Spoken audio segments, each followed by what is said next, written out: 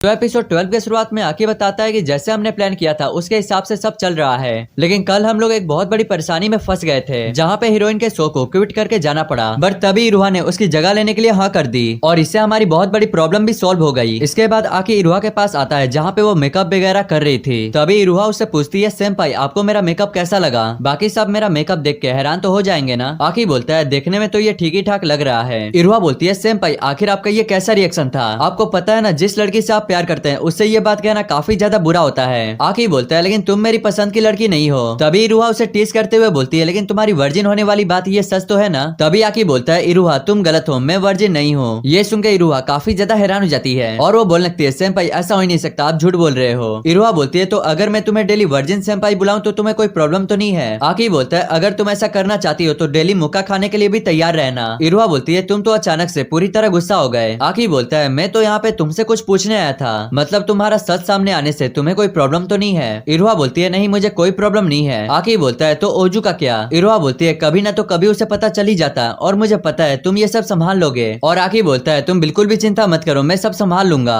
तभी उन दोनों के पास कागेसी सेंपाई हाँफते हुए आती है। आकी बोलता है अब क्या हो गया? कागेसी सेंपाई बताती है कि मिडोरी टाइम पर नहीं पहुंच पाएगी। ये सुन के आकी और इरुहा काफी ज्यादा हैरान हो जाते हैं कि ऐसा क्या हो गया कि वो आने में लेट हो जाएगी। कागेसी सेंपाई बताती है कि वो मौसम को देखकर आज वो घर से काफी जल्दी निकल गई थी, लेकिन रास्ते में आते हुए उसने एक औरत को देखी जो काफी ज्यादा दर्द में थी, जिस वजह से उसे एम्बुलेंस बुलाना पड़ा। बट किसी तरह भी वो स्टेशन पहुंच गई, लेकिन मौसम के चलते सारे ट्रेनें बंद थी, यहाँ तक कि उसे टैक्सी भी नसीब नहीं हुई। आकी बोलता है क्या हमारी किस्मत इतनी खराब है? तभी वहाँ पे सारी लड़कियां भी आ जाती हैं जो कि काफी ज्यादा परेशान थी क्योंकि अब मिडोरी भी नहीं आ पाएगी और शो भी शुरू होने ही वाला है और हम अपने लीड एक्ट्रेस के बिना परफॉर्मेंस भी शुरू नहीं कर सकते। कागेसी सेंपाई बोलती है मुझे बिल्कुल भी टेनिस टीम में नहीं जाना। तभी वहाँ पे ओजू आकर बोलता है सिचुएशन पहले से भी काफी ज्यादा खराब हो चुका है। आकी बोलता है मैंने नहीं सोचा था कि वो लेट भी हो सकती है। आकी अपने मन में बोलता है अभी भी कुछ किया जा सकता है, लेकिन कैसे? तभी आकी बोलता है सेंसे मुझे मिडोरी से बात करना है। आगे आकी बोलता है तो मिडोरी तुम्हें लगता है कि तुम समय पर नहीं पहुंच पाओगी? इसके बाद हम मिडोरी को देखते हैं जो कि भागते हुए जा रही होती है, लेकिन तभी वो रुक जाती है। मिडोरी उससे तो पहले उससे माफी मांगती है कि वो समय पे नहीं पहुंच पाएगी। तभी वहाँ पे मिडोरी रोते हुए बोलती है सभी लोगों ने काफी ज्यादा मेहनत की और मैं उनके हार्डवर्क को काफी आसानी से बर्बाद कर रही हूँ। आकी बोलता है लेकिन ये तुम्हारी गलती नहीं थी। मिडोरी बोलती है लेकिन मेरे साथ हमेशा ऐसा ही होता है, मैं हर बार की तरह सब कुछ बिगाड़ देती हूँ, काश मैं भी तुम्हारी तरह चीजों को सही कर पाती। आकी बोलता है लेकिन फिर भी तुमने कुछ गलत नहीं किया। जब भी मैं शानदार तरीके की बात करता हूँ तो मैं अपने खुशी तक पहुँचने के लिए सबसे छोटी रास्ता को चुनता हूँ। अगर तुम उस प्रेग्नेंट औरत को वहाँ छोड़ देती तो तुम्हें जिंदगी भर पछतावा होता और क्लब के सारे मेंबर तुम्हारे साथ इसलिए टिके हैं क्योंकि तुम ऐसी बिल्कुल भी नहीं हो, तो तुम्हें खुद को इसके लिए प्राउड फील करना चाहिए। आगे आकी बोलता है वैसे क्या तुम क्लब को सक्सेस बनाना चाहती हो? मिडोरी बोलती है मैं इस क्लब को हमेशा से सक्सेस बनाना चाहती हूँ। आगे मिडोरी बोलती है इतना मेहनत करने के बाद भी स्टेज पर ना जाना ये काफी ज्यादा दर्द होगा, लेकिन अचानक से सबके सपनों को तोड़ देना इससे भी ज्यादा दर्द होगा। तभी आके स्माइल करते हुए बोलता है मैं तो बस यही बात सुनना चाहता था। आगे आके बोलता है अब मैं तुम्हारी जगह पे परफॉर्मेंस करूंगा। ये सुनकर सारे लोग काफी ज्यादा हैरान हो जाते हैं। मिडोरी बोलती है लेकिन तुम ये कैसे कर पाओगे? क्या तुम्हें सारे डायलॉग्स याद है? आकी बोलता है तुम बिल्कुल भी चिंता मत करो, मेरे दिमाग में काफी अच्छे से छप गया है, लेकिन मेरे एक्टिंग स्किल पे ज्यादा उम्मीदें मत रखना, वो थोड़ा एवरेज है। तभी एक लड़की बोलती है क्या इससे काम हो जाएगा? तभी रेड बाल वाली लड़की बोलती है हाँ ये आराम से हो जाएगा।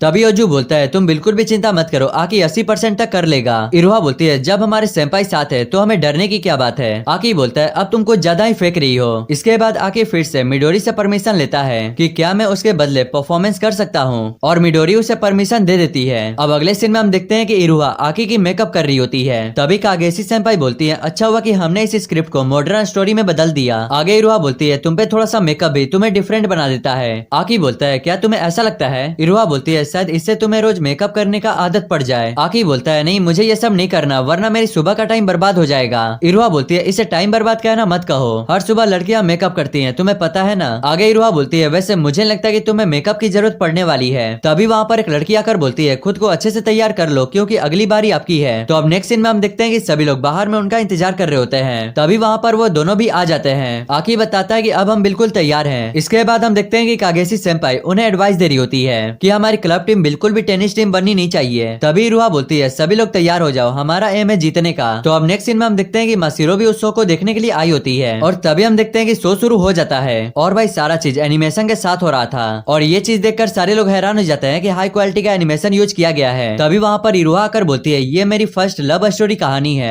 तभी स्टेज पर आकी भी एंट्री ले लेता है और मासिरो आकी को स्टेज पर देखकर काफी ज्यादा हैरान हो जाती है। इसके बाद हम देखते हैं कि कि आकी डायलॉग के साथ साथ एक्टिंग भी करना शुरू कर देता है और वे दोनों ना आपस में लड़ना शुरू कर देते हैं। तो अब नेक्स्ट सीन में हम देखते हैं कि इरुहा केक बना रही होती है, लेकिन तभी उसे केक खराब हो जाता है। आकी आकर बोलता है ये तुम क्या कर रही हो? इरुहा बोलती है मुझे माफ करना, मैं कोई बात में खो गई थी। आकी बोलता है क्या तुम्हें कोई बात परेशान कर रही है? इरुहा बोलती है बात यह है कि मैं तुमसे कुछ छिपा रही थी। तभी मासिरो अपने मन में बोलती है यहीं पे वो अपने फीलिंग्स का सामना करती है जो अपने दिल में छिपा के अभी तक रखा हुआ था। और जब वे दोनों साथ में केक बनाना शुरू करते हैं तो वे दोनों और भी ज्यादा करीब आ जाते हैं। इसके बाद आकी बोलता है तुम सच में काफी ज्यादा अमेजिंग हो, मुझे बिल्कुल भी नहीं पता था कि तुम इतने अच्छे से डेकोरेशन कर लोगी। इरुहा बोलती है क्या तुम्हें ऐसा लगता है? आगे आकी बोलता है तो चलो साथ में हम इस कंपटीशन को जीतते हैं। और भाई उनको देख के ना मासिरो को अजीब सा फील हो रहा होता है और वहाँ पे ना एक किस वाला सीन आता है और ये देखकर मासिरो काफी ज्यादा शर्मा जाती है कि वे दोनों सबके सामने किस करने वाले हैं। तभी इरुहा वहाँ पे रोते हुए बोलती है अब मैं तुम्हारे साथ नहीं रह पाऊंगी और इरुहा उसे गुड बाय बोल के वहाँ से जाने लगती है। लेकिन तभी आके उसका हाथ पकड़ लेता है और वो बोलता है क्या तुम अपने टैलेंट को ऐसे ही बर्बाद होने दोगी? मैं तुमसे वादा करता हूँ मैं तुम्हारे लिए एक ऐसी जगह बनाऊंगा जहाँ पे तुम अपने टैलेंट को चमका सको। मासिरो अपने मन में बोलती है आखिर मुझे इनकी बात असली क्यों लग रही है? तभी इरुहा बोलती है मैं तुमसे प्यार करती हूँ। ये देखकर मासिरो काफी ज्यादा हैरान हो जाती है क्योंकि ये वाली जो फीलिंग थी ना वो काफी ज्यादा रियल थी और आकी भी उसे आई लव यू बोलता है पर उसके फेस पे ये रियल नहीं लग रहा था, बट इरुहा के मुंह से उसके लिए रियल फीलिंग निकल रहा था। इसके बाद दोनों ना एक दूसरे के सामने आ जाते हैं और भाई इरुहा ना काफी ज्यादा खुश लग रही थी। तभी इरुहा बोलती है मुझे तुम्हारे साथ रहने के लिए अलाउ नहीं किया गया है और यही मेरी किस्मत है। आकी बोलता है ऐसा कोई किस्मत नहीं जो मुझे तुम्हारे साथ रहने से रोक सके। इरुहा बोलती है तो तुम मेरे नजरों से दूर हो जाओ और अगर तुम ऐसा नहीं कर सकते तो खुद मुझे गायब होना पड़ेगा। तभी आकी उसे पकड़ के बोलता है अब मैं तुम्हारी हरकतों को अच्छे से समझ गया हूँ क्योंकि अब मैं तुम्हारे अंदर के फीलिंग को पहचान चुका हूँ। तभी इरुहा बोलती है चाहे दुनिया हमारे खिलाफ क्यों ना हो जाए मैं फिर भी तुमसे प्यार करती रहूंगी। आगे इरुहा अपने मन में बोलती है मैं अभी एक्टिंग बिल्कुल भी नहीं कर रही हूँ, ये मेरी असली फीलिंग है जो मैं अपने सेंपाई से कह रही हूँ। और वो आके से चिल्ला चिल्ला के कह रही होती है सच में मैं तुमसे काफी ज्यादा प्यार करती हूँ। मासिरो अपने मन में बोलती है इरुहा आकी को कन्फ्रेंस करने के बाद काफी ज्यादा खुश नजर आ रही है। इसके बाद शो खत्म हो जाता है और हम मासिरो को देखते हैं जो कि काफी ज्यादा उदास नजर आती है। तभी हमें ओजू और उस लाल बाल वाली को दिखाया जाता है। ओजू बोलता है इरुहा के एक्टिंग में उसकी साफ फीलिंग दिख रही थी। रेड बाल वाली लड़की बोलती है हाँ शायद तुम कह सकते हो। तभी ओजू बोलता है क्या तुम्हें पहले से पता था कि वो वॉइस डब करती है? वो लड़की बोलती है हाँ तुमने सही कहा। ओजू बोलता है मुझे बिल्कुल भी यकीन नहीं हो रहा कि तुम लोगों ने ये बात मुझसे छिपा के रखा। इसके बाद हमें कागेशी सेंपाई को दिखाया जाता है जो कि रोते हुए कह रही होती है ये काफी ज्यादा कमाल का था और सभी लोग उन चारों का धन्यवाद कर रहे होते हैं। आगे मिडोरी आकी से माफी मांगती है कि मेरी वजह से तुम्हें परफॉर्मेंस करना पड़ा। इरुहा बोलती है हमने इस बात को बुरा नहीं माना और ऊपर से इतने बड़े स्टेज पे परफॉर्मेंस करने में काफी ज्यादा मजा आया। आगे मिडोरी सबसे बोलती है तो हम ऐसे ही मेहनत करते रहेंगे। इसके बाद क्लब के सारे मेंबर्स वहाँ से चले जाते हैं। तभी कागेशी सेंपाई रोते हुए बोलती है तुमने मुझे टेनिस टीम में जाने से बचा ली है, इसके लिए तुम दोनों का बहुत बहुत शुक्रिया। तो अब नेक्स्ट सीन में हमें अगले दिन का सीन दिखाया जाता है। इरुहा बोलती है क्या हमें अवार्ड सेरेमनी में नहीं जाना चाहिए? आकी बोलता है हमने तो सिर्फ मदद किया था। इरुहा बोलती है लेकिन वहाँ पे खड़े होकर ताली भी तो बजा सकते थे ना। आकी बोलता है मेरा काम था फिफ्थ फ्लोर अलायंस के प्रॉब्लम्स को सॉल्व करना और वे लोग ना इसी तरीके से स्क्रिप्ट के बारे में बात कर रहे होते हैं। और इसके बाद हमें मासिरो को दिखाया जाता है जो कि बस में बैठ के कहीं पे तो जा रही होती है। तभी इरुहा बोलती है सेंपाई आप कुछ भूल तो नहीं रहे? मैंने सबके सामने इतना अच्छा परफॉर्मेंस किया और आपने कुछ कहा भी नहीं। आकी बोलता है मुझे माफ करना, मैं भूल गया था, आज तुमने काफी अच्छा काम किया। इरुहा बोलती है लेकिन मेरे लिए ये कम है, आपको मेरी तारीफ करने के लिए कुछ और उपाय करना होगा।